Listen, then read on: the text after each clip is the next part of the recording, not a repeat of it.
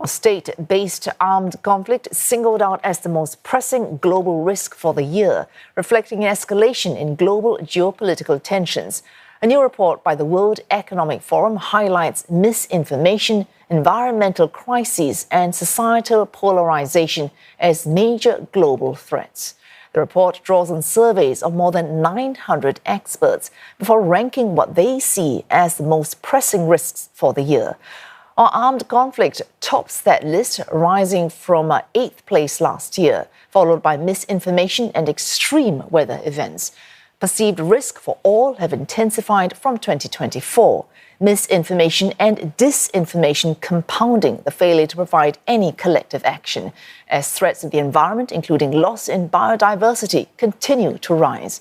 Experts stress that without urgent collaboration to rebuild trust and strengthen multilateral efforts, these interconnected crises could destabilise global systems further. And for more on this, Mirek Dušek, now he's Managing Director of the World Economic Forum, joins us live from Geneva. Mr. Dušek, it's not just experts who have delivered that warning. You yourself have said global leaders must choose either collaborate or face compounding instability. The stakes have never been higher. Now, we've heard that on climate change, on managing tensions in trade and territory. What is in this report on risk that might actually change global leaders' minds and make them work together? Thank you for having me. First of all, this is our 20th edition, so it's a big milestone for our work on global risks.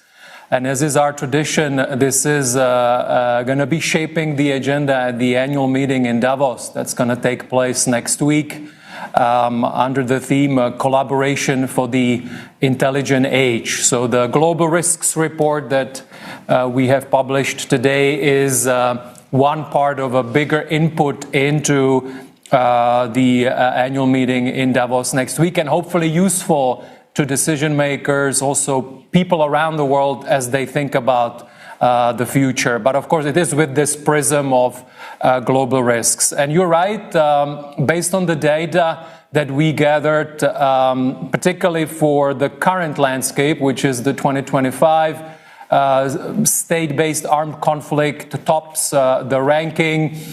Overall, the geopolitical, geoeconomic uncertainty is definitely very much on the agenda, and it's coming through the data. Of course, we are living, I think there is now widespread recognition that we have a more competitive international system when it comes to geoeconomic, geopolitical relations. We have a record number of conflicts taking place with attendant human suffering around the world, humanitarian emergencies. So based on the data, our assumptions are, of course, this is related to that landscape. You mentioned also the 2-year outlook, where you talked about how highly misinformation and disinformation is ranked. It is for the second year running for the 2-year outlook. This risk ranked as number 1. Last year, we had a record year in terms of how many people went to the ballot box around the world. Pardon me, Mr. Dušek. A lot of people have been tracking. Yes, you mentioned all these different risks that ranked differently depending on the time span we're looking at, the degree of risk. Now, 2 years as opposed to 10 years, in every case, all 33 areas of risk, the assessment of risk goes up from 2 to 10 years. 20th edition, as you mentioned, of this risk report. Is this a trend that's recent, or have you seen it every year since 2006? Worse after 2 to 10 years? Based on the data that we have available, we are seeing definitely an uptick in terms of decreased optimism around the outlook for the world. And when we measured that last year, it was an uptick from the previous year. We assume this is connected to some of the obvious shocks that we have experienced in the world economy recently. But based on the data we have available, yes, there is an uptick in that direction in terms of increased uncertainty, if you will, or decreased optimism around the outlook. And it is related, as you said, also to, again, some of the data we are seeing around the erosion of trust, in addition to the geopolitical contestation and geoeconomic competition. We see this picture around the erosion of trust, which is linked in many ways to misinformation and disinformation. And you mentioned the different time horizons. So the third time horizon that we track is the 10-year horizon, where environment and climate-related risks are highly represented in the top 10. This is not, it continues on a trend that we have seen in the past. What is a little new is that in those more short-term horizons, and you mentioned it also in your introduction, we are seeing extreme weather events, but also phenomena like pollution that are now coming up a little stronger. A final question on, you mentioned geoeconomic confrontation. Now, this risk report is based on surveys carried out between September and October last year. This is, of course, before the US elections.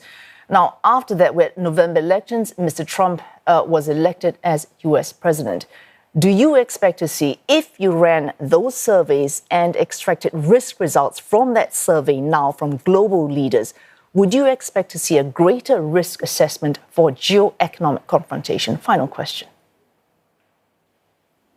I think we are, because this is not new. We already tracked this risk last year. We have entered, I think there is widespread consensus, we have entered a more competitive geoeconomic era.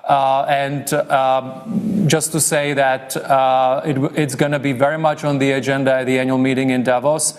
And we will be looking at ways in which leaders and stakeholders can really understand what is taking place and see what are also the opportunities where things can get done. What are the opportunities for collaboration despite or given some of the headwinds that we are seeing geopolitically and geoeconomically. And of course, the World Economic Forum in Davos will be opening on the very day that Mr. Trump is inaugurated. Well, thanks to Mr. Mirek Dušek, Managing Director of the World Economic Forum.